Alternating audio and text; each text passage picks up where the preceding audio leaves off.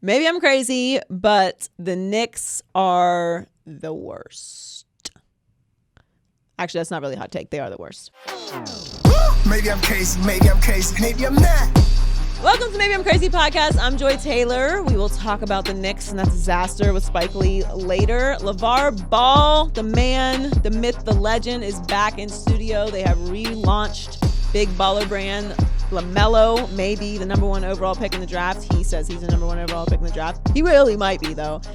So he is back, and we will talk to him about Melo and Zion and Lonzo and the Lakers and all kinds of other fun stuff. The NFL Combine just wrapped up. Where are some of these players going to go? Does it matter when you go or where you go? LeBron is telling people to kiss his ass, and I'm here for it. I love the Tom Brady free agency frenzy. It's amazing. We got to talk about Wilder Fury 3, Culture Report. A lot going on in the Culture Report this week. But let's get started with LAVAR Ball. Very excited to have the family LAVAR Ball back in studio with us. Hey, we're back in the game. Hey, thank you. Yes, you thank are. You. Thank Appreciate you having us in. I have my my new Big Baller brand gear. Yes, there you go. Look at it. I actually wore my original Big Baller brand hoodie to work today, but I didn't know if we wanted to wear any of the vintage stuff. Sure, yeah, the vintage stuff is all good. Okay. Like So I said, still our got brand it. is great. It's just one Rudy Poot in it did something wrong. Ain't no big deal. You know what? We're not talking about old stuff. There you go. Let's roll. It's all good. It happens in every business, every person. See, me and you got the same mindset. That's in the past. Okay. But so the Big Baller brand is relaunched. Yes. I went on the website. Lots of options on there. Right. Shoes, women's clothes, obviously. Oh, look, you know what? Yeah, Donnie, look at that. Donnie's on it. Oh, Donnie's on it. We on got ready to go. It's Big Baller Brand Inc. Inc.com. One thing of note, though, is that we just see Jello. So got to ask, are Lonzo and Melo involved? Of course, but that's the narrative. Like on the last site, man, me or Tina was not on there. And that's what they get out of this site. Me and Jello were in L.A. at the time. And I'm not going to wait for Melo to come from Australia and Lonzo to come from New Orleans. So guess what? We got a photo shoot with whoever there. You've always said that Jello was the model in the family, too. But Jello got that flavor. He's always had that, you know. There's something different about that. The guy was the only one in elementary to take a picture with his hat on. Oh. Yeah. I said, man, you got a hat on in an elementary picture? That is surprising that they let him They do never that. let you do that, but they let him. That boy took a few shots.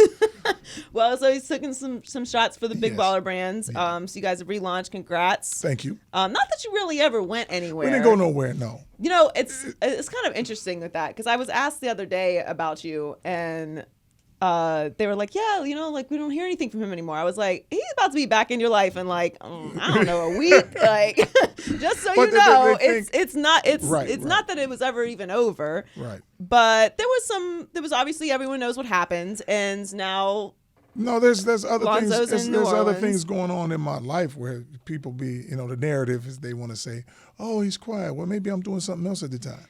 Well, I mean, my impression of what you were doing was with Melo in Australia. Yeah, we're doing some things with Melo in Australia, but I also got some other business ventures going on too that folks gonna hear about. Like I said before, I got something more in the works with a cartoon, some rims and tires, and some water. A lot of stuff is going on. Okay. But I'll let you know more on that as we get rolling. You're welcome anytime. Yeah, okay. What are you going to bring in any more athletes to Big Baller Brand? Oh, definitely. Still just a Ball family? No. But people don't understand is that's why they was like, oh, we got to wonder what the boys are going to do. The boys are always going to be family. But I'm going to treat this like any other business. I'm going to look for the next best representation of triple Bs and athletes. So to get started, I'm mainly focused on my boys. And that was the thing. And people thought I was just going to leave my 3 boys and that's it. No, they got some superstars coming out every year. And I'm going to start approaching them. So you are still moving forward with the same mission of creating not just a clothing line, but also shoes and signing athletes. Right. And you're going to compete with all of the big sneaker companies. Right. It's going to be different on my part on the fact that I'm going to offer these next athletes ownership. A percentage of ownership. That's different than endorsement. Right. And when that endorsement fall down, that's what's going to be the new business model. So what's different with Big Baller Brand other than obviously the relaunch, like the structure? Because there were a lot of questions about the company. Here's the thing: what you learn in any kind of business, if you want to be successful, you're going to have to make a change at some point. And what I've learned is for one person to say they can do everything, they really can. And it's like hire different people that stay in their lane, that understands what they do, which makes a team better. And that's what's happening with my new thing going up here. So everyone has different roles Right, now. right. And there's more people involved. There's more people involved, yes. Checks yes. and balances, if you will. Exactly. That, and then also, like before, I would send my guy to just go, okay, go get some material and let's get ready to sell this or whatever. And I never went over there myself with some other folks and say, you know what?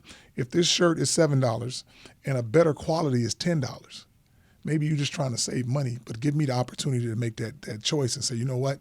Let's charge probably a couple of dollars more to get the better thing, where he was just thinking, I'm just trying to make more money for myself and get this. And, right. and there's a difference in that. So you're much more hands-on. Much more. Okay. And so another critique, or I guess conversation that was surrounding the brand, because obviously sneakers are a big part of this. Right. We were just talking about sneakers before we started recording. Big industry. Lonzo was a little bit critical of the shoe at first. He was saying he had to try new ones on every quarter. Lonzo was talking about a shoe that nobody ever got. Right. So because there are shoes available online, and they're not the same price as the ones that you guys originally came out with. Well, the original price that I came out with was the first one. Been there, done that. Right. So now it's up on the boys to do what they want. If they feel they want the price lower, go ahead. But I already put it at my symbolic price. Right, which was $4.95. $4.95. I believe. Okay, Yes. I remember. But these are because you're saying you're more hands-on now. These, right. These shoes have been tested. They've been tested. They better material, and it's quality. like even better quality. Even when we had the ZO2 remixes, Lonzo had some great games in that. What I had to make Lonzo understand is, man, you can play in some slippers, man. It's just your preparation. You got to make yourself stronger and better. So speaking of Lonzo and Melo, and your boys, I guess, obviously Jello is on the face of this, but are they going to be? All my boys are always going to be involved with Big Baller Brand. Okay, it's a family brand. Is Melo going to sign with Big Baller? I mean, not sign with, but he's involved with Big Baller Brand. Well, check this out now. See, this is where the business comes in. As the boys are getting older and we're getting bigger at this business, now I have to approach them as not, okay, I'm going to do this for my sons. But business-wise, I have to write out contracts for these guys now. Right. So that's going to be a little difference on there. So that's one of the things as growing up as men. Now, as far as doing taxes and everything the right way and structuring the company the right way, you can't be like, oh, okay, we father-son. We get that. Right. But now we turn into business partners. Yeah, which is hard sometimes when it's family. It's not hard. It's very easy, But I think they have to know that going into it, because after you really think about this, it's not about the money with these guys.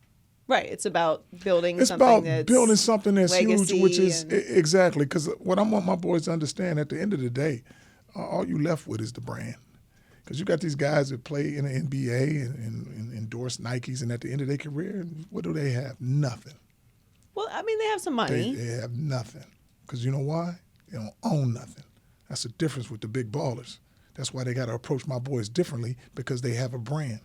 So I saw Melo play in JBA, and I was impressed with him then. Obviously, JBA was a few years ago, and he was much more raw then. But you could see his length and absolutely.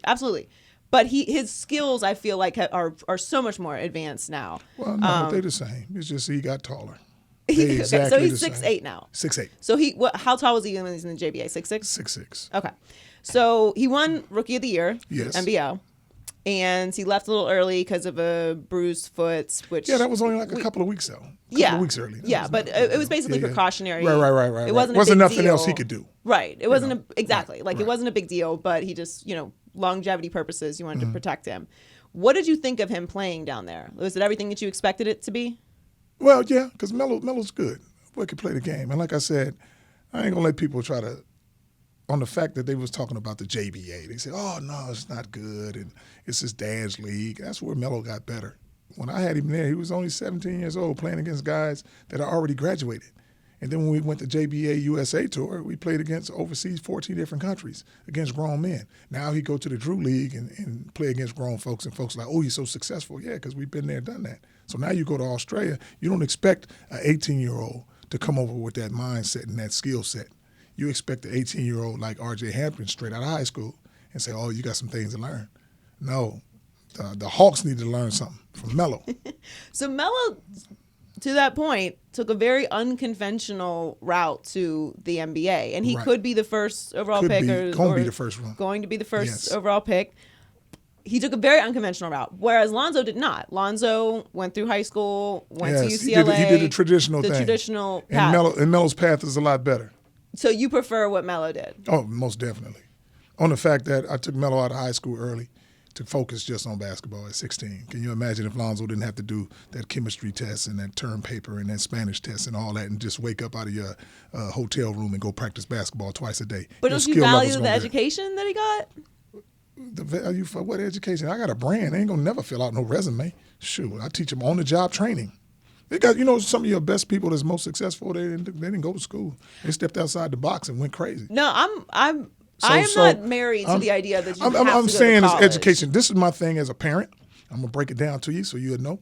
If you're a parent, you want your kid to be do a little better than what you did or be successful. Absolutely. So you do two things. One is you say you give them a trade to do. If they know how to do a trade or something like that, you give them that so they can take care of themselves.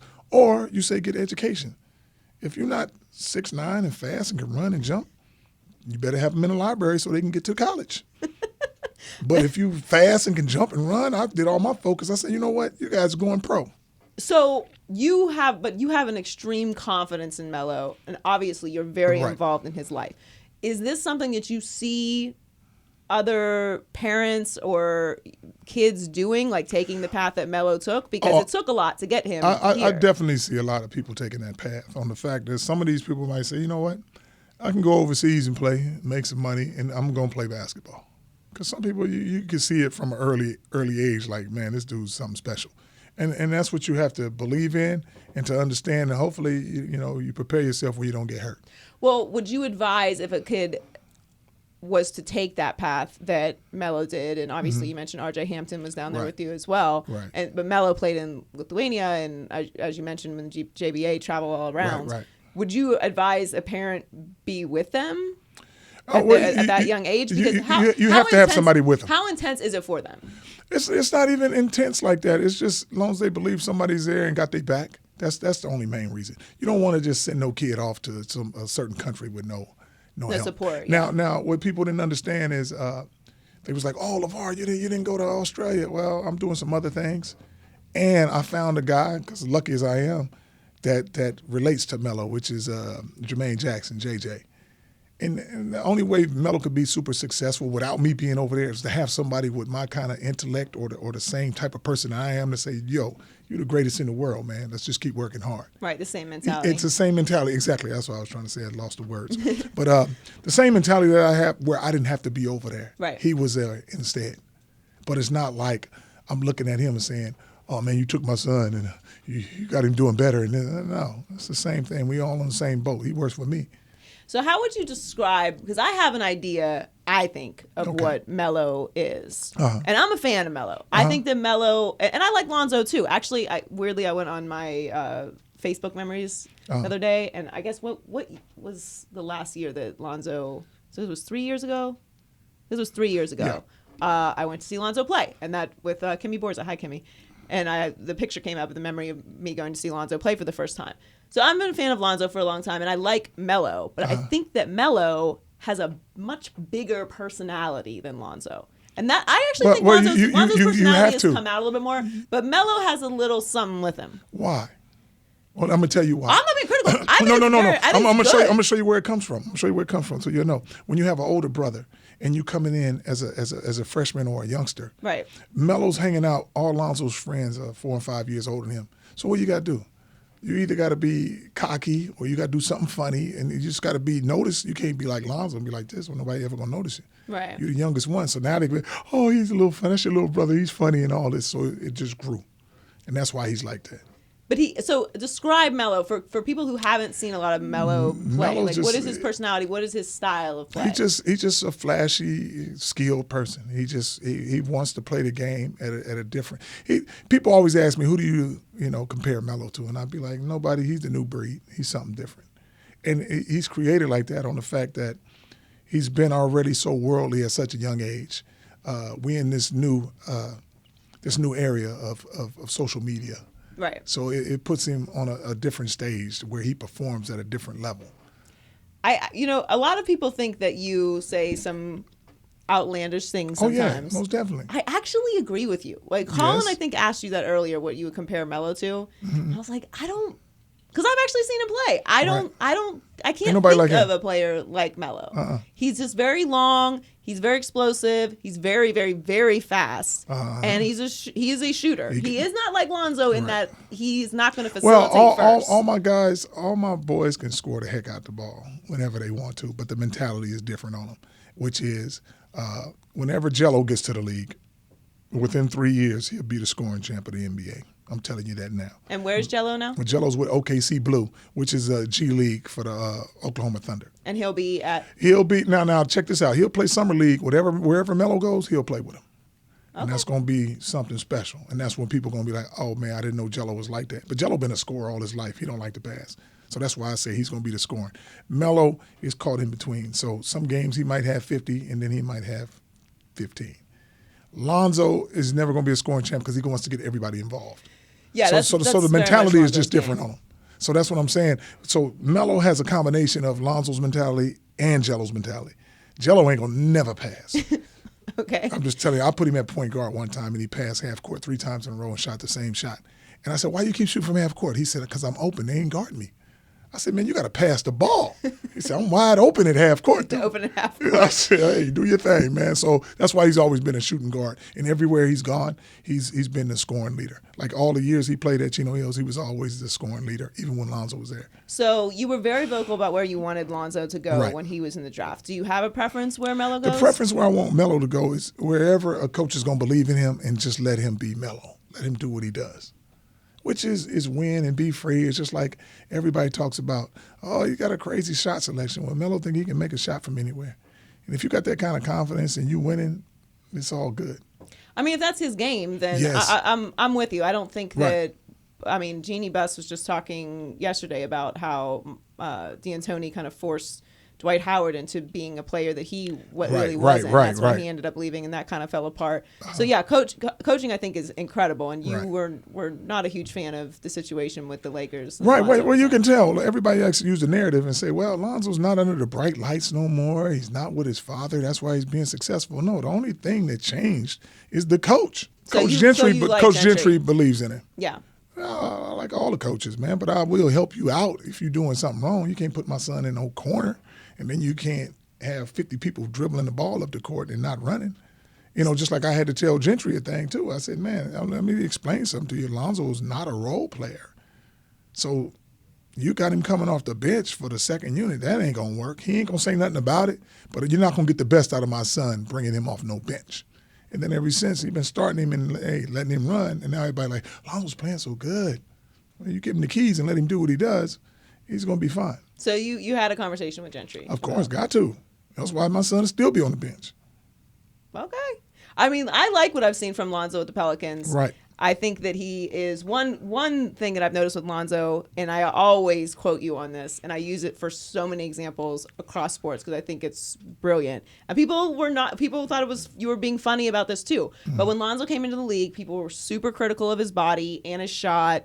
And it was like he's going to be injured. And you said something that resonated with me because my brother grew 2 inches in college, which is that you said he didn't have his ball body yet. Right. And everyone thought you were being funny, but that ain't the same kid that was with the Lakers as a rookie. He has a completely different body now. He has to have he's growing. He's only 22 years old. That's what I'm saying, yes. And you have to understand now. But I think that's played a huge role in his success as well. Well, a huge role in success that, like I said, it's just the coach. When you have somebody believe in you and kind of let you do what you do, he's always made people better. And if, like I said, Brandon Ingram played for the Lakers for a few years before Lonzo, and he played 1 season with him, and now you're an all-star. There's a reason why you're an all-star. There's a reason why Zion does good. Now, if you look back at these games, Pelicans can win without Brandon Ingram. They done it. They can win without Zion. They done it. You can't win without Zoe. Take Zoe out that picture and watch how this whole thing crumble. What do you think of Zion? Zion is good. Heck of an athlete, young. Lonzo get with him, and it's like, I told him Lonzo going to make him so much better than what he is because all you got to do is run and jump. If you're just a running guy, you ain't setting up no plays. Lonzo throw that ball where the pass is not supposed to be thrown. He throw it anyway. But he got that confidence, and Zion, like he said, just throw it up. I'll go get it. Do you think that Zion will be the face of the league when LeBron eventually retires? Because that's kind of what it seems like he's being set up for. Well, you want to set that up for the face of the league, but that ain't going to happen. The face of the league is going to be the ball boys. Hate to tell you that, and people hate for me to say that, but it's going to be that. Are they all going to play on the same team? They're all going to play on the same team, and when that happens, they're going to change the game because they're going to play so fast, it's going to be unreal. They'll probably average 40 to 50 points a quarter if you got somebody running out there every single play and fast break every single play. Is there, well, you keep saying that it's the coach is so important. Is there a coach that you would like to see coach them? Here's the thing. I just want a coach to believe in him. A good coach that might work would be Mark Jackson on the fact he going to let him fly. And sometimes less coaching is the best coaching in this situation. I think it depends on the formula and the chemistry that your team has. Well, when you got my three boys, that's 60% of the chemistry right there. Now we just need two rebounders, and we'll do the same thing we did at Chino Hills, run right through everybody. What's your relationship like with the Lakers right now? I don't have a relationship with them because my boys are not over there, so I don't have no relationship where I'd be like, hey, Jeannie, hey, Magic. I don't see them. But it's not. But I'm not. You wouldn't say there's any animosity. I'm not gonna have no animosity on the fact I got other things to do, and I don't have to sit at home and be like, "Yeah, well, you don't have my son over here." No, I'm not gonna do that. I got other things to do. Plus, they may end up. And if you're saying that all three of them are going to be in the league, they might end up back there. Why wouldn't they? What about the Clippers? Either way, Los Angeles, we coming back. You're cool as long as it's LA? We're coming back to L.A.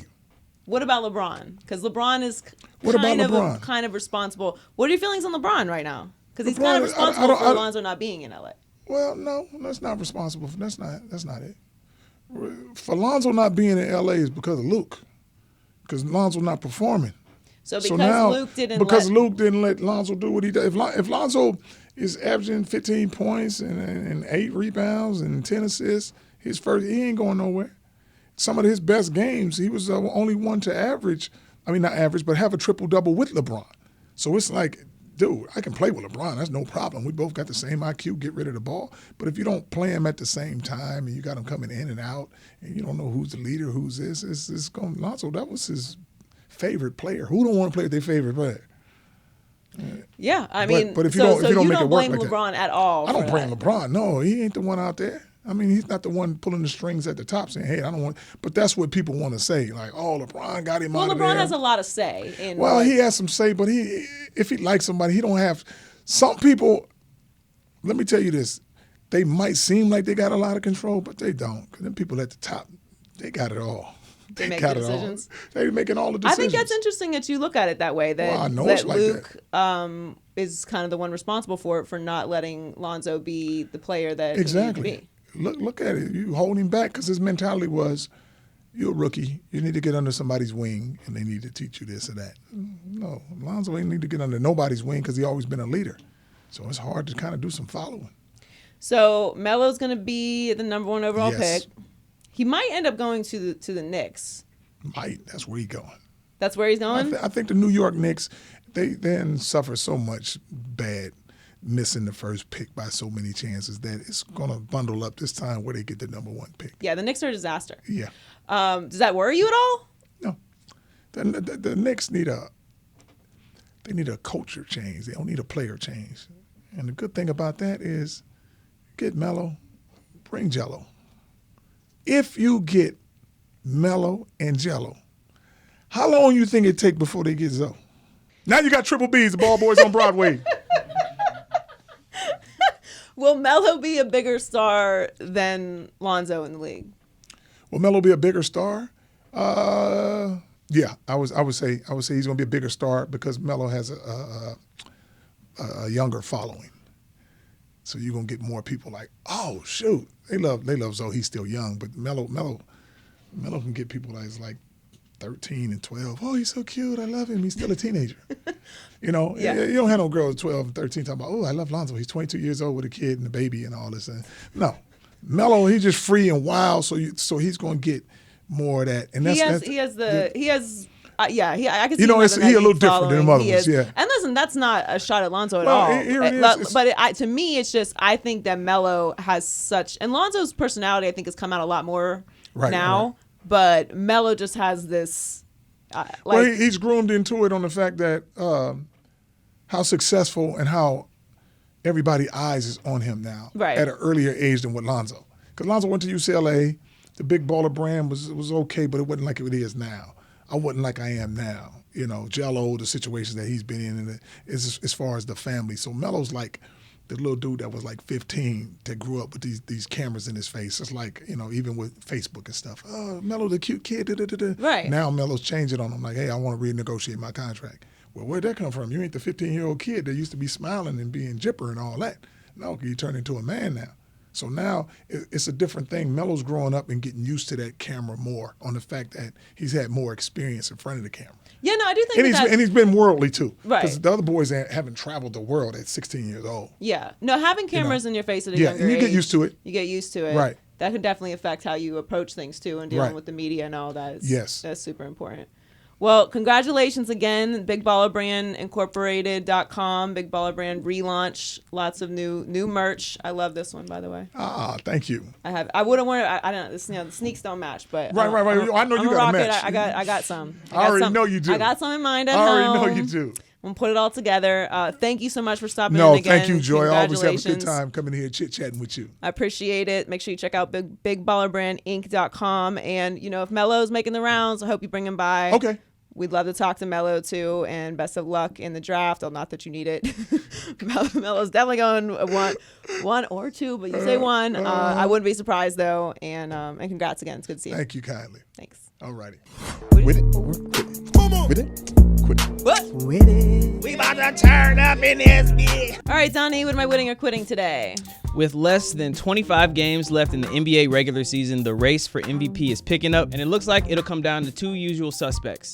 Giannis Antetokounmpo is favored to take home the trophy for the second straight year, but LeBron James, in his 17th season, is making the case for a fifth MVP award. Joy, when it's all said and done, LeBron James will be the 2020 MVP. With it or quit it? Unfortunately, I'm going to have to quit it because I don't think that the voters are being swayed to give it to LeBron James. But the reality is LeBron should be the 2020 MVP. And it's not because he's in his 17th season and is playing incredible. It's because all of the things that Giannis is doing in the East, we used to hold against LeBron in the East, having this incredible record, crushing teams, having unbelievable individual statistics, and everyone would be like, oh yeah, but he's in the East. It's so easy. It's in the East. It's so easy. Well, now LeBron has the Lakers at the top of the West, that's where the Clippers were supposed to be. It's tough over there. It is tough over there. It's tough out here. Yes. We are out here. It's tough out here. I mean, they're 46-13. The Bucks are 52-9. So it's not like it's like some staggering difference. Obviously, we know the Bucks have the best record in the NBA. And look, maybe it's just me, just like I don't care about Giannis winning a second MVP. And yes, obviously, Giannis is having an incredible season. And yes, they very much need Giannis on that squad in order to do well. When he's terrible, like he was against the Heat, he had 13 points, 15 rebounds, and 3 assists, shot 33% from the field, went 0-4 from 3. And they got whooped on by the Heat. Now, it is the Heat at home, so they're a completely different team. Yeah. But they lost 105-89. And I watched that game, and they were never in it. It did not look great for them at all.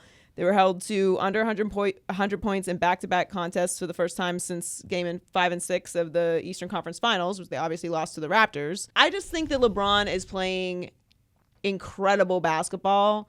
I think he deserves a lot of credit for what the Lakers are this year. If you just take 5 seconds to remember what an absolute dumpster fire disaster the Lakers were last year, not just on the court, but off the court. Yeah. To me, all of that plays a role in why LeBron James is MVP. What he's been able to do with the Lakers to stabilize them this year.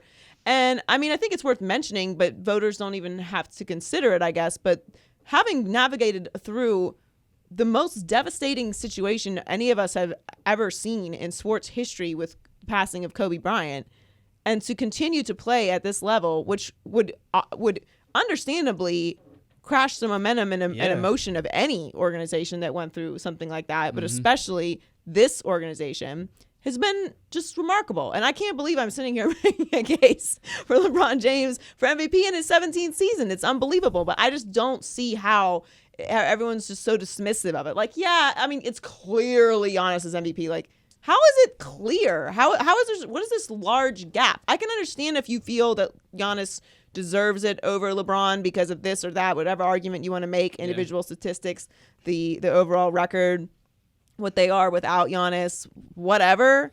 But there is no large gap here. It should clearly be a race down to the end of the season. I think this last part of the season matters also, and he should be neck and neck with Giannis. To me, LeBron is the MVP this year, but at best they should be even at this point in the voters' eyes. And I don't see how every voter that's talked about is like, yeah, LeBron's having a great season, but Giannis is clearly the MVP. Like, it's not that clear to me. This could be the beginning of the end of that, though. Like, they could be trending in different directions, and by the end of the season, this ends up being a lot closer than it is right now. I hope so, and I hope that they consider this last part of the season as well, because even though obviously both these teams are clearly playoff teams and are going to be at the top of their conferences, so it's not like they're going to have some dramatic fall off or anything towards the end of the season. Right. It should be considered how they finish the season. I hope they give it to LeBron. I think he deserves it, and what the Lakers have been able to do this year has been incredible.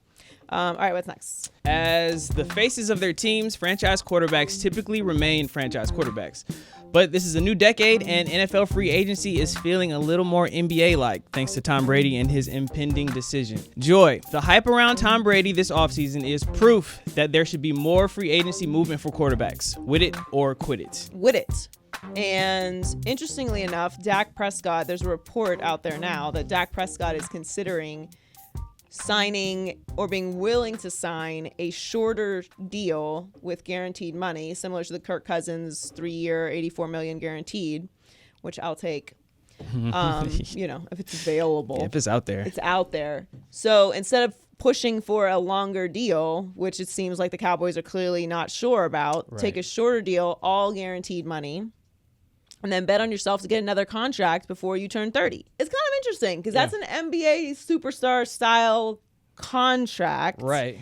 And this particular offseason has been unbelievable. I don't ever remember talking this much football this time of year. It's fun. It's fun, and it's fun to speculate what's going on. And this whole situation with Tom Brady, if you would have told me in my lifetime I'm going to get to experience an NBA-style free agency period with Tom Brady possibly leaving the Patriots and literally having suitors all over the NFL, I mean, I would not have believed you, and I would have been angry at you for proposing that idea because it's so fun. And yeah, we're living it. Here we are in the midst of this. We're in it. We've got Jimmy Fallon and Julian Edelman and Tom Brady, and there's like audio gate. We don't know if he said he's not staying or he's got it. And then they enhance the audio. He's got it. Then he's FaceTiming with Mike Vrabel, which like, come on. The technology being put to use, though, it's awesome. But what is that? Tom Brady people can see your phone. No one is more paranoid than me on this planet. I don't talk in Ubers.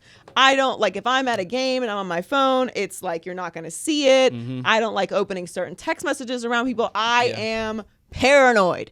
Tom Brady, the secretest of secret people, is just FaceTiming with Vrabel at the Syracuse game. Like, nobody can see who this person's face is. Just Vrabel, just. So wait, are we 100% certain that that's Tom and not Pod Tom? Is it? What's Pod Tom up to these days? I think this is Tom. Okay. Pod Tom would be much more buttoned up. He'd be chill, right? Yeah. Very you're right, chill. you're right. He has his spray tan going. Uncomfortable. Here I am at the Estes. Yeah, no, this is real Tom. That's real Tom. And it's amazing. And it's so fun to watch and follow the breadcrumbs. And everyone has a report. He's going, he's staying, he's going to the Raiders, he's going to the Titans, he's going to the 49ers. It's just not happening. Maybe he's going to the Cowboys. It's just amazing to experience. And we can't stop talking about it. And that's why the NFL after figuring out a way to make this happen more often. Now, obviously, this is also hinging on the fact that there's all these other dominoes that have to fall after Tom Brady makes his decision, which is holding everything in the entire league up, which is so LeBron-esque. Yeah. God, I hope he does a decision. Please, Tom Brady, put together a Do it decision on Fox. night. Do it on FS1. Okay, only on FS1 or Fox Sports. Yes. The only network to Fox do it exclusive. on. Okay, you must do it on Fox, please. But Don't know what Dak's going to do. Don't know what's going to happen with Teddy Bridgewater. Now Nick Foles is available. They want to trade Nick Foles after giving him an obscene amount of money. Andy Dalton, obviously. You have Phillip Rivers, Jameis Winston, Ryan Tannehill. And then you have all these quarterbacks in the draft, which we're going 5 deep on now, which wasn't even a conversation before. So there's just so much movement at the quarterback position. It's amazing. I love every second of it. I can't wait to find out what Tom Brady does.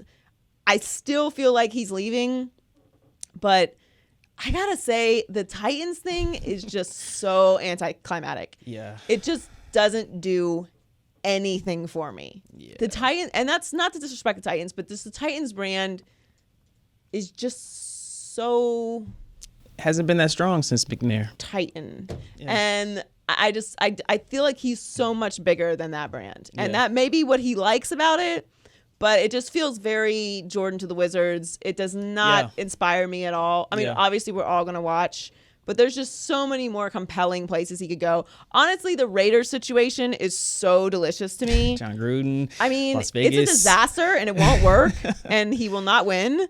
Yeah. But just him going to Las Vegas, it's a complete heel turn from his little corporate UGG life, selling mattresses. And it's just... It would be so incredible to watch John Gruden and Tom Brady in Las Vegas. Sin City. With the Las Vegas Raiders. Sin City, flashy everything, and that Raider uniform. It would be absolutely magical until he has to play Mahomes twice every year, and then it's 2 losses. But it would really just be absolutely incredible. Probably not going to happen. Probably going to go to the Titans and, Fingers crossed, though. Yeah. Hear ye, hear ye. Trevor Ariza is petty, and I love it. So this is kind of an old story at this point, but it's just so delicious I had to do it. So as we know, TRAE YOUNG having an incredible season, he loves nutmegging people. And I think it's hilarious, and I enjoy it. Trevor Ariza, not so much. So as you can see from this video, so what happened was, obviously you can see what happened, but Trey basically tried to nutmeg Ariza, and he was not with the shits at all. Or as he like to say, not with the funnies, which is an amazing line. So he elbow chucked the shit out of TRAE YOUNG and was just not allowing that to be on his highlight reel. And that had to hurt. Ariza is a big, big dude. But after the game, Ariza came up to him, gave him a hug, talked to him, and this is from Jason Quick at The Athletic. He said, Ariza said, I told him, don't do that shit again, not to me at least. I mean, I've never made an all-defensive team or none of that shit, and he's an all-star, so he can be creative by ways to get around me, but all the, funnies, I'm not with the funnies. I don't like the funnies. And then Chris Kishner asked TRAE YOUNG if he was going to stop nutmegging people now that Trevor Ariza, did this to him. And he said, nah, I ain't about to stop nutmegging. That's going to be in my game until I'm done. Which I think is such a great response by Trey, but I do think he will be more choosy about who he does decide to nutmeg. But man, that shit was funny. I watched that 15, 30 times. So good. I'm with the funnies is definitely getting implemented into my vocabulary as well. That is going I am with the funnies, but if at any point I'm not with the funnies, that's what I'm going to say. I am with the funnies. Donnie, I am with the funnies today. But sometimes pro funnies. Definitely pro funnies most of the time, but that, oh my God. I couldn't believe it, actually. That's why I love so much that he hugged him afterwards, because it just made it all clear, this is what the situation is. I'm not really trying to kill you, but just don't ever do that to me. And then he would let him go. And then he gave him the head hug, too. The head hug is so crucial. Anytime you head hug someone, you really mean it. All right, time for high key, low key. High key, it doesn't matter what you are. Low key, it matters where you go in the draft. Yes. This is a situation. We are talking about a lot of movements possibly happening in the draft, trade ups, trade downs. Now Washington's in the conversation for Tua. Yeah. Detroit has dug their heels in. They're sticking with Stafford. I love it. I don't 4 more years. 4 more years. Why do you enjoy this torture? I don't get it. I don't understand. I don't even want to get into it. It's so strange. One day maybe you can explain it to me. But Jordan Love is emerging as a real option in the draft, and he had an incredible combine, which is why I kind of like the combine, because it does offer guys who are kind of in the middle to greatly improve their draft status by having a great combine. But someone like Jordan Love, it really matters where you go. Like, if he goes to the Colts, say the Colts sign Phillip Rivers, they draft Jordan Love, he can sit a year behind Phillip Rivers in Indianapolis, which is a good organization, has some pieces, definitely stability, good coach. I think he'll be successful.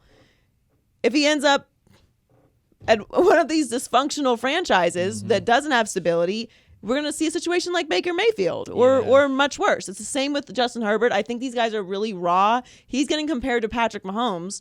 And listen, obviously Patrick Mahomes is incredibly talented. He's the best player in the league, right? But he also went to the Kansas City Chiefs with Andy Reid and got to sit behind Alex Smith for a year, which all played a role in his success, as he would say, and as Andy Reid has said many times. Yeah. And that's not a knock on him. It's just the truth. That's the ideal situation. Right. That is the ideal situation. And this is why I'm afraid for Burrow and Tua. Obviously, we know what the situation is with Tua. People think he's incredibly talented. I think he's talented, but I'm very afraid of the injuries. And if you're getting hurt like that in college with college players, the NFL is faster, bigger, stronger. It worries me. That said, if the Dolphins are available he's available for the Dolphins to draft, I think they should draft him, because you have to take that chance.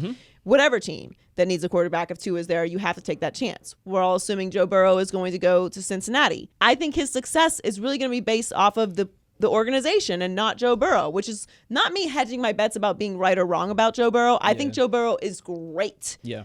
But he's also going to the worst team in the league. And so many times we get caught up in like, oh, this guy's a bust and this and that. And it really, really, really matters where you go. Yeah. And so while we're talking about the draft, it's almost like we should not be talking about who these players are, but where they're actually going is so much more important. What else? High key, LeBron is right about the mentoring critics. Low key, Kiss My Ass was first used in a poem in 1682. They were using language back then? Fun fact. Like yeah, they were. Then? Kiss My Arse is what it was. Kiss My Arse? Yeah, technically. He said kiss my ass with a smile. Did they say with a smile? I don't know. It was a poem. They put the little extra sauce on the quote. Now, is it kiss my ass, like you smile while you're kissing my ass? Or was he telling the reporters to tell them to kiss my ass? Kiss my ass have with a smile while you're saying it? Yeah. I just thought it was a cold line. I didn't think too much into it, but that's a good question. Yeah. He's right, though. They should kiss his ass, because LeBron cannot win in this spot, and it's partly LeBron's fault. LeBron falls in this very specific category where he's never been comfortable being a villain, which is facts. He was always uncomfortable in Miami, where he was at the height of his villainness. He wants to be liked and be friends and banana boat, and like that's his thing. So he is not comfortable being a villain, and he's not on the other side where he's just like fun-loving, loose, fun guy. Shaq. Yes. So he's not on one side or the other. He's always been in this middle polarizing space where you either love LeBron or you hate him. Very, very, very, very, very few people are indifferent about LeBron or can be neutral about LeBron. And for me, I'm kind of in the middle, because I've despised the Cleveland Cavaliers at the highest level, not necessarily LeBron, but just the Cavs, and then loved him at the highest level with the Miami Heat. And so now I'm sort of in this middle space where I'm just enjoying LeBron's career and watching him play at a high level, and I don't have any strong opinion about it either way. I do think he's the greatest superstar that we've ever had, and that he's never been in trouble. He's never had controversies. His controversies, if you want to call them that, are mostly on the court, and then the decision, which, like, if you had an issue with that, like, sorry, get over it at this point. So him mentoring Zion and these other young players, people being critical of him, saying like he's soft or it's like not a good look, like kiss my ass. Like what are you talking about? He cannot win in this spot. If he ignores the young players, right, and he doesn't have a relationship similar to what we assume is going on with Michael and him, then everyone's going to think he's a jerk. Cold. Right. And like you're not setting the league, which you are the face up for success in the future. Exactly. And like, what are you gaining from it? He's he put that work on the Pelicans all year. So it's not like he's going out there not performing and then afterwards being all huggy, lovey-dovey. There's still absolute full level of competition here. What he should be doing this with Zion. And who knows what he's saying to Zion? He can say whatever he wants. Exactly. This is good for the game. This is a one-on-one interaction. It's good for sports. Exactly. Just stop. He's not soft for doing the right thing. Like that's for being a good guy. There's certain things you can be soft for. This is not one of them. It's not even really worth saying anything negative about. Like I don't know, maybe because I'm a woman and we are just more naturally nurturing and like, you know, despite what everyone thinks, we help each other out, and like that's kind of what we do. Like, you know, we get ready together, and you know, we share clothes, and we go to the bathroom together. You know what I mean? So like, no one would look at this if it was women and be critical of it. So maybe it's a male ego thing, which is my goal by the age of 35 to figure out. I literally had this conversation with Colin earlier. Really? Like, I don't know what we were talking about, but he was like, yeah, I feel like it's just like all male ego. I was like, yeah, what is that? What is that? I don't know, man. This is a new age. We're like talking about therapy and more open about things. I feel like he is like shepherding the new age 2020 man. The 2020 man? Yeah, man. It's okay to say I love you. Jeremy, I love you. John Hill, I love you. See what I'm saying? So but you guys are different though. Yeah, I guess. Ooh, okay. we're trying to spread the word. All right, spread it. Okay, so you're you're encouraging of that. Okay. Yes. I am fully supportive of the 2020 man. But so maybe you're right. Maybe that's what it is. I will defer to you on that. Loser power rankings. These are the losers of the week. All right, loser power rankings. Who's first? First up, Jameis Winston of the Buccaneers. Oh, this is bad for Jameis. Sorry, Jameis. Bruce Arians is out. He's talking crazy about Jameis. He's saying he loved him and then he hated him. He used the hate word. Oh, hate. That's a strong word. It is a strong word. But Jameis threw a lot of interceptions. A whole bunch. So many. In fact, I believe it was the all-time record. Yeah, he's one of the all-time greats. That was an annoying sound I just made. I apologize. I'll turn it down. Yeah, not a good season for Jameis. And he had eye surgery. I just feel like it's the end for Jameis as a starter. And I can't say that I'm terribly surprised. I didn't love Mariota or Jameis coming into the draft. I didn't see it. Not that Jameis hasn't had some good moments, and obviously he don't throw the ball. Like that is for sure. And he's whether you're open or not, he's big throwing body. He had that thing with the W eating W's, eating the dubs, which we all kind of experienced together as a people. But I mean, look, I thought that this was the year that Jameis was going to take a step forward because Bruce Arians was there. Mm-hmm. He has his system. He's very structured, and I thought it'd be good for Jameis. It just didn't work out. They're probably moving off of him, bringing in Teddy Bridgewater, which I really actually love for the Bucs. Yeah, that ends up happening. But yeah, I think it's the end for Jameis Winston as a starter for at least for this year. There's a place for him in the NFL though. I hope. No. I mean, there definitely is. There's way too much of a need for quarterbacks, and people get injured all the time. He's going to end up on a team, and he's going to be a backup likely, and he'll get an opportunity again, but it's just not right now. I'm a fan of his style of play. It's like loose. Buster Keaton. Oh, loose is correct. As loose as it gets. He's as loose as there is no looser.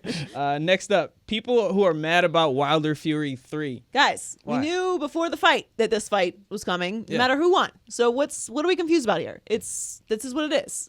We literally knew this was happening before the fight. Before the second fight happened, we knew the third one was happening. It was not a secret that there was a clause for a third fight. Yeah. Which either one of them was going to take advantage of the instantaneous second they took the L. That's just what it was. Oh, the ear. Oh. Yeah. Mayweather has said that he's going to train, or he would like to train Wilder for this third fight. I don't know. I would take advice from Mayweather, just to be clear. I would take advice from Mayweather when it comes to boxing. Yes. I would listen. I would take that meeting. Just boxing. Yeah, if I own the boxing. And well, maybe starting some other businesses he's pretty good at too. Sure, my bad. But I am not in either of those spaces. Mm-hmm. But I think that Wilder would do good to meet with him. I just don't think that his style of boxing matches anything that Mayweather does. Obviously, Mayweather's probably the greatest strategic and defensive boxer of all time. Yeah. Wilder is a heavyweight and a big swinger, just totally different. I do think that this third fight will be the best fight out of all of them,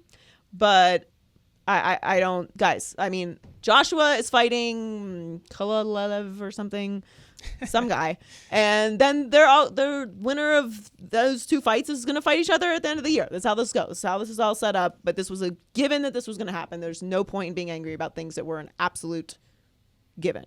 This is exactly how trilogies work. Like if Wilder is the main character, he's having this is the down and out moment, and he's gonna go to the sage, wise Mayweather to get those few extra pointers that he'll use against Fury, and that third one is gonna be the epic finale. It will be an epic finale. I think Wilder wins the third one, but either way, it's gonna be a great fight. Yeah, man. Next up, James Dolan and the New York Knicks. You know what? There's things in my life that I wonder if they will ever happen. Like, I wonder if I will ever be able to talk about the New York Knicks and not have to mention James Dolan doing something insane. Yeah, it's not likely. Not until he's gone. I mean, sells the team. Is that going to happen? Not going to sell the He's team. not going to sell the team? Never? He's going to keep playing in his band and taking interesting photo shoots and running the Knicks. It just... Oh, it's embarrassing. Okay, so it's just embarrassing. It is. Like, it's honestly... I can't even imagine an organization... I couldn't imagine being a Knicks fan. I just would lose my mind. Like, I'm so blessed that the Miami Heat would never.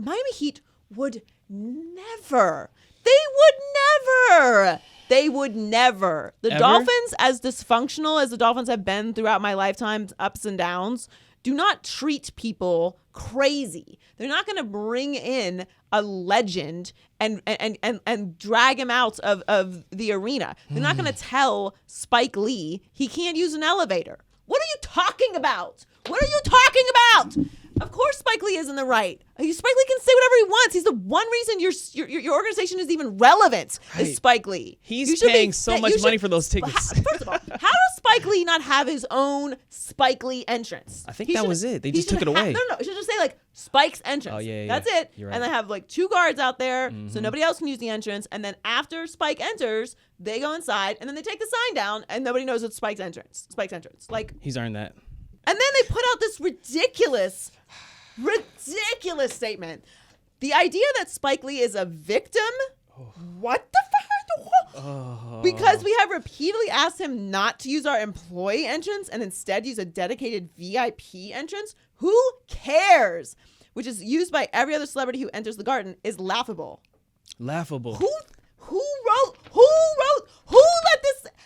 Okay, like this, okay, you get this piece of, you get it, right? Like, it's in your phone. I'm gonna pretend this is my phone, right? This is my phone, okay? Mm-hmm.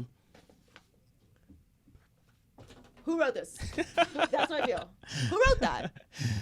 What are you talking about? It's disrespectful. You use the word victim and laughable? And Spike Lee.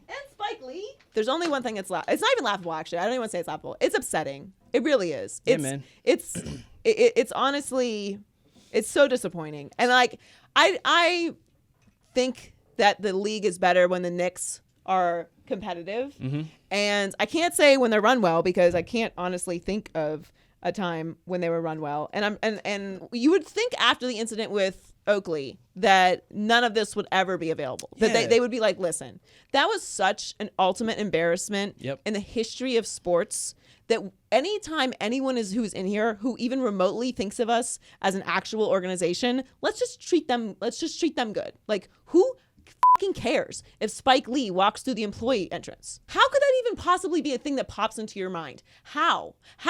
And you know that this is the entrance that he always takes. Yeah, for 28 years, I think he said. That's a long time. He is welcome to come to the garden anytime via the VIP or general entrance. Yeah, Spike Lee's going to walk in the general entrance. Sure, great idea. Cool. That's a cool idea. Just not through... I'm not going through the general entrance, okay? Who am I? Nobody. Spike Lee? Somebody. Just not through our employee entrance, which is what he and Jim agreed on last night when they shook hands. And then they put a picture up. So we know who's behind this. The evidence is there. I can't even I cannot, my brain cannot comprehend how things could be that ultimately dysfunctional. I can't, my brain doesn't work like that. Make me understand it. So like Patrick Ewing should watch his back. What other Knick legends? They're coming for you. I mean, I don't even understand. I can't understand it. I could not imagine treating people like this Yeah. that support you through all of this absolute bullshit, and you're talking to Spike Lee about what entry, like, as if that could even possibly remotely matter. Yeah. You would allow it to get to this point is such an embarrassment. Ugh. Spike can do whatever he wants. Matter of fact, Spike can live there. If you want to make an apartment in there for Spike, if he wants his own suite for like the rest of time, do whatever you can. And Yeah. instead, after Oakley, which was the ultimate embarrassment, then you find a way to isolate Spike Lee and purposely not only did everyone approve this ridiculous statement, you then made it into a graphic, which you then tweeted out on like your PR, your official PR and New York Knicks Twitter page. They're lucky he doesn't become a Nets fan. Brooklyn. I right there. just don't even know. Like, So lucky. It honestly loyal. infuriates me. It infuriates me how this could ever happen. I don't understand it. I just, you know what? I'm infuriated, and then I just feel grateful. Thank you, Miami Heat. Thank you for just being a first-class organization that does not do stuff like that. Yeah. Or just like any of the other organizations in the NBA. All right, T. What's the T? Time for the culture reports. All right, so Megan Thee Stallion is filing a lawsuit against her record label, 1501 Certified Entertainment. She stated that the terms of her contract wasn't clear upon signing, and when she tried to renegotiate, they pretty much told her, you can't release any music.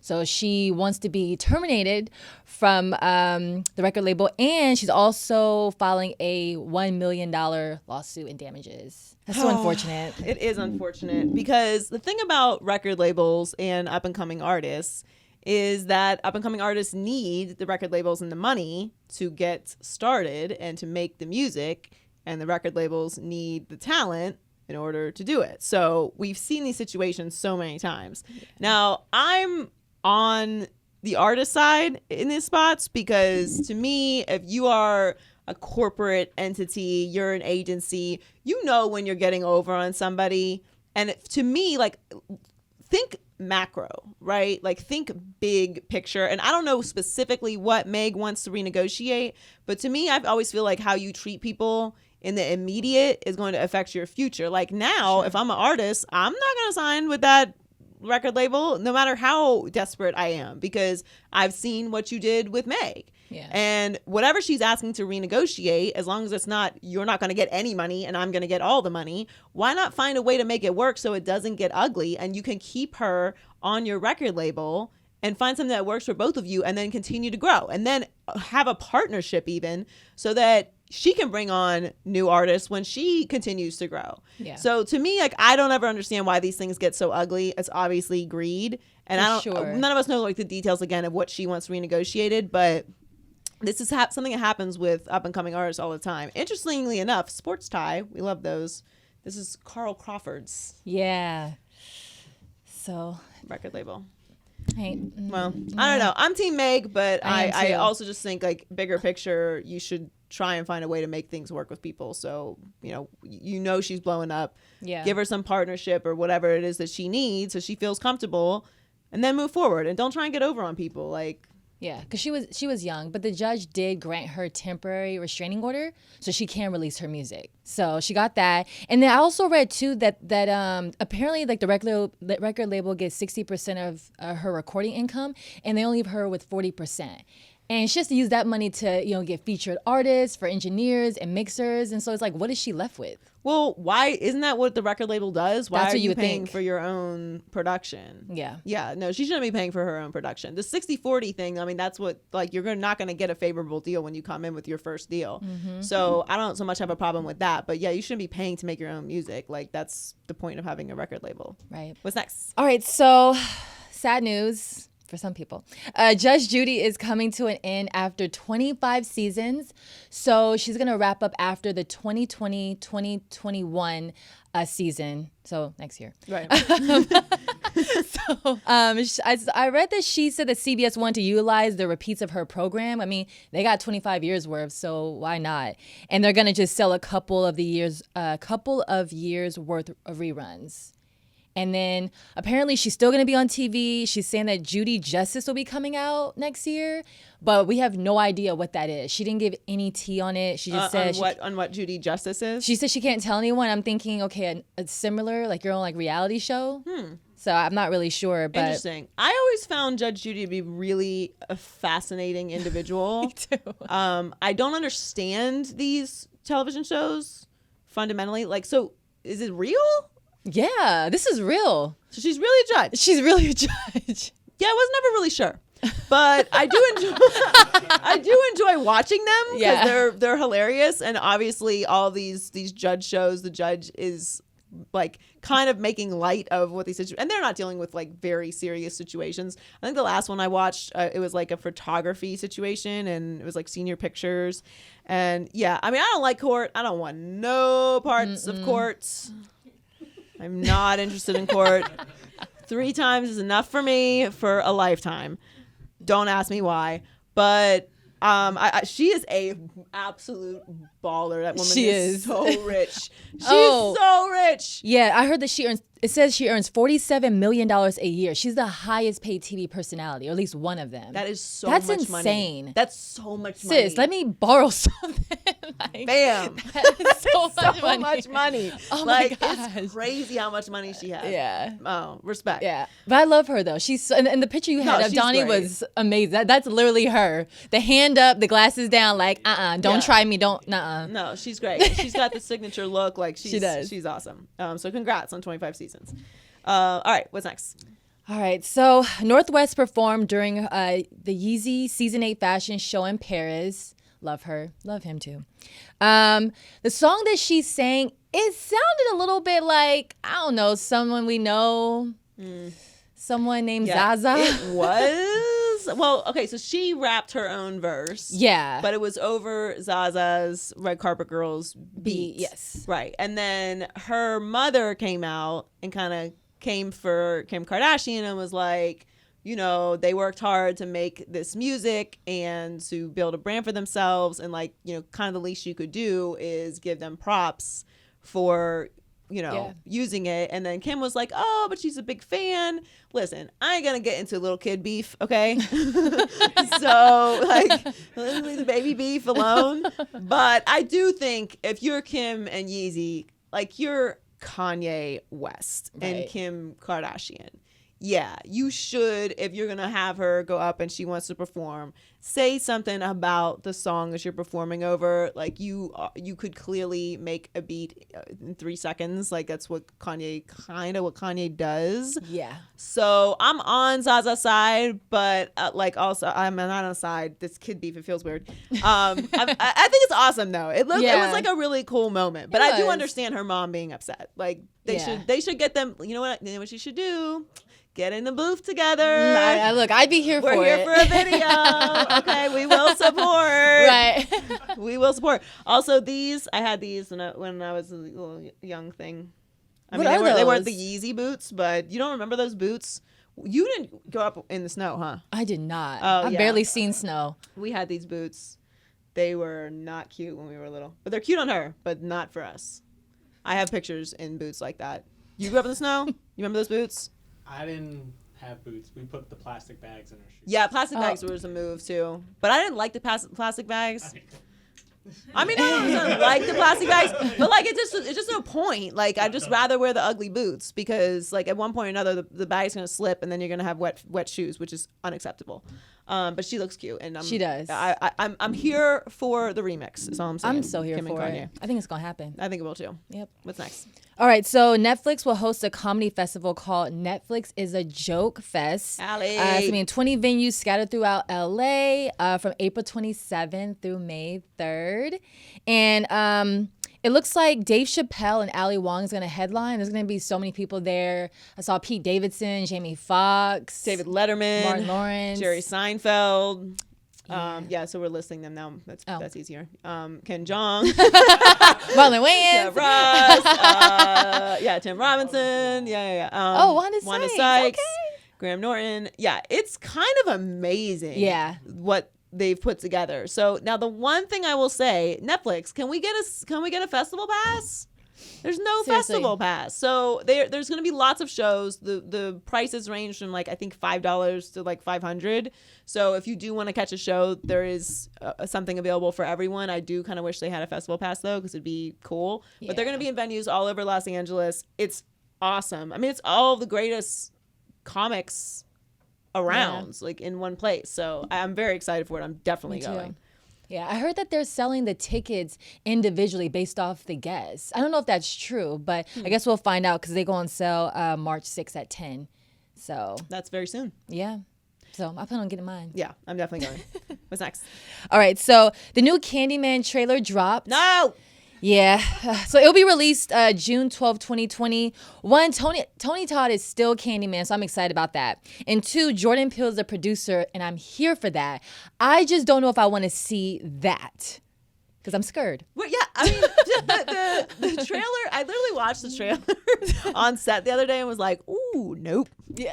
And like, because I do want to support and I want to see it and it Yeah. looks amazing. But here's the thing about scary movies with me. And his movies, particularly like Get Out, Us, are scary, but they're also consumable, right? Yeah. Like I'm not leaving the theater like trembling. I can't sleep. You know what I mean? Because there is no tethered. And I don't really go out to the middle of nowhere where people I don't know. So I don't have to really worry about that stuff happening. You know what I'm saying? This, however, this like you're kind of getting into like the supernatural space. I'm so good. Yeah. And like Texas Chainsaw Massacre, I could rock with. I will not be in a van traveling across Texas, going to these small towns. No offense to Texas people in small towns, but I am a city person. Same. So, and I watched the movie, so I'm good. And like, so those kind of movies I can watch, Saw, stuff like that. This with the mirrors, and the stuff. But he did remix "Say My Name." I was gonna say that. And I can never listen to "Say My Name" the same way again. I can't either. I'm not gonna lie. Once I left here, I listened to it about maybe 5 more times just to hear that. The trailer? Yeah, I wanted to hear the "Say the My remix, Name." but I know. But now the "Say My Name" is going to be. I'm going to think of Candyman. Like, should I listen to this song? Is it gonna like usher in Candyman? And he's amazing. He is in Watchmen. Yes, which is incredible. So if you've seen Watchmen, you've seen him naked, which is not bad either. But it looks like a great movie. I'm definitely here for it. I want to. Are you gonna see it? I don't know if I can. I don't know if I can either. Candyman literally scared me as a child. I don't know if I want to. It's too scary, I think. Yeah. I don't think I can do it. It looks legitimately scary. It does. And like, I know this is a movie, but I wouldn't even go in my bathroom with the lights off saying Candyman, like in the mirror. Like, why would I do that? That's how scared I am. I can't. And then the bees, I'm allergic. How many times have y'all said Candyman during this? Look. Three, I've been counting. Don't say it again. Shoot, I ain't saying it again. Don't say it again. Thanks for joining us today, guys. Make sure you subscribe on YouTube, and you can listen on any of the apps where you listen to podcasts, SoundCloud, Spotify, Apple Podcasts, iHeartMedia app, and make sure that you follow us on all of our social media pages at Maybe I'm Crazy Pod, and check out my new show on Caffeine TV on Wednesdays at 3:30 p.m. Eastern, 12:30 Pacific. Just go download the Caffeine app. It's free. It's called Joy Chat, and you can interact with me on there as well. And we'll catch you next week. Maybe I'm crazy, maybe I'm not.